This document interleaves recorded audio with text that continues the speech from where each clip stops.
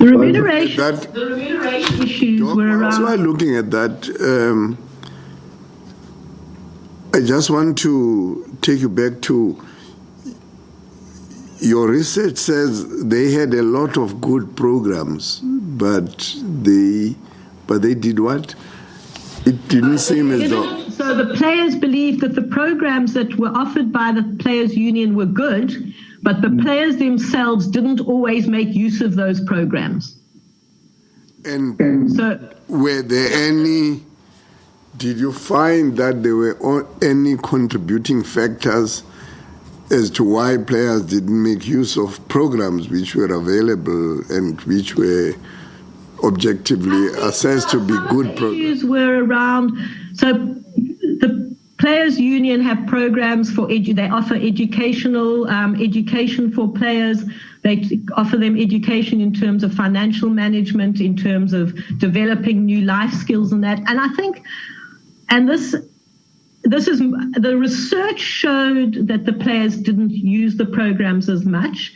From my personal experience, because I worked with SACE, was that a lot of the players, they don't recognize the need to get it. If they're playing cricket, they don't see the need that they need to also then maybe get some external education. And it is only when they get towards the end of their careers that they suddenly realize that actually, what am I going to do when I'm no longer playing cricket, and I don't play cricket much beyond age 30. I think some of the players also spoke about them maybe just also being lazy. You know, they're busy playing cricket, so do I need to do all these additional programs? So those were some of the feelings that came out. So the programs were not necessarily related to the game. No, they were more the programs that are offered by SACE are more life skill orientated. They are outside of the actual playing of the game. Oh yeah, now I understand. There were some programs, but they weren't. The players didn't speak about programs in order to develop their skills more. You know, in terms, although I am aware of programs that Cricket South Africa do have, they have specific camps for under 19 players, etc., in order to develop players' skills. But they certainly felt that they needed that.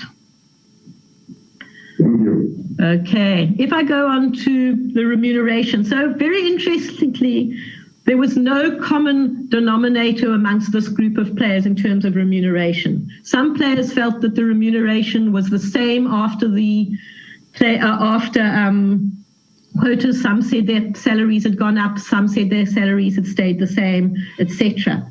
I think what did come out in terms of that is that with the intervention, or with the quota intervention, there was now a demand for Black African players.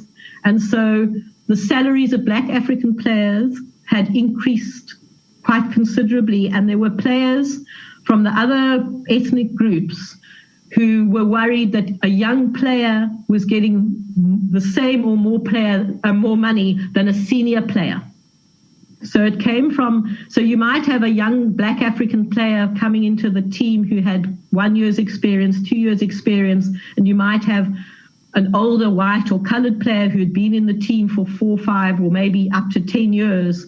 And the Black African players were actually, this is what the players were saying, the white players were saying. They were upset that some of the Black players, because there was a shortage of Black players, they were now being paid more than senior players.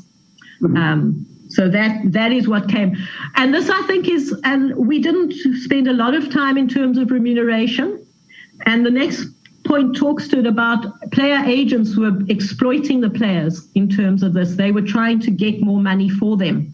And I know SACE have subsequently are looking at, you know, who is a player agent, because there was feeling from the players that the agents didn't really give them enough guidance, didn't do enough work for the players. So they really just took advantage of the situation. And that came. So a lot of this in terms of remuneration were perceptions of players. So I think it's important when you do talk remuneration, there's a lot more evidence out there in terms of actual facts. These were players' perceptions. I don't ever know that the players even knew what each other was earning, but I think that's the perception was there.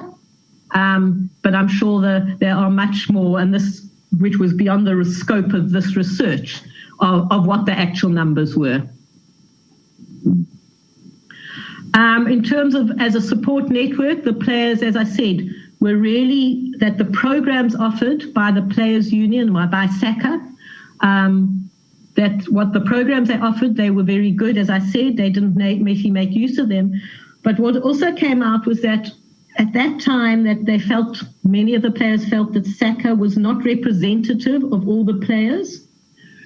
And that happened at two levels. And that was at the players level. And that I know has now changed. That there are now, in the last 2 or 3 presidents of SACA have been players, black players, and that the players are much more better represented. I know there are now even there are female members on the Players Union. But I think what, in terms of SACA, so that has changed since this study, and I just want to make that.